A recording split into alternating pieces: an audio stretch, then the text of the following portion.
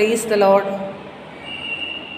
നമുക്ക് നമ്മുടെ ആവശ്യങ്ങൾ ദൈവത്തോട് കൃത്യമായി വ്യക്തമായി പറഞ്ഞ് പ്രാർത്ഥിക്കാമോ? ദൈവം നമുക്ക് മറുപടി തരുമോ? ബൈബിൾ എന്താണ് ഇതിനെക്കുറിച്ച് പറയുന്നത്? ലൂക്കോസിൻ്റെ സുവിശേഷം 18-ാം അധ്യായം വായിച്ചു നോക്കിയിട്ടുള്ളവർക്കറിയാം. അതിൻ്റെ 41-ാം വാക്യത്തിൽ കർത്താവ് ഒരു കുരുടനോട് ചോദിക്കുന്നുണ്ട്, ഞാൻ നിനക്ക് എന്ത് ചെയ്തു തരണം? വളരെ സിമ്പിളാണ്. അവൻ പറയുന്നുണ്ട്, എൻ്റെ കണ്ണ് തുറന്നു തരണമെന്ന്. അവൻ്റെ വിഷ്, അവൻ്റെ ആഗ്രഹം ദൈവം അപ്പോഴേ ഗ്രാൻഡ് ചെയ്യുന്നുണ്ട്. ഒന്ന് വായിച്ചു നോക്കണേ.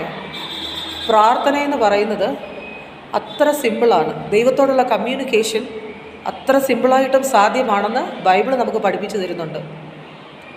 നമുക്ക് വേണ്ടത് എന്താണെന്ന് കൃത്യമായി തന്നെ പറഞ്ഞ് പ്രാർത്ഥിക്കുക.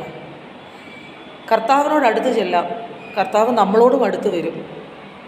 യേശു ക്രിസ്തു എല്ലാവർക്കും ഒരു അനുഭവ വിഷയമാകട്ടെ എന്ന് പ്രാർത്ഥിക്കുന്നു.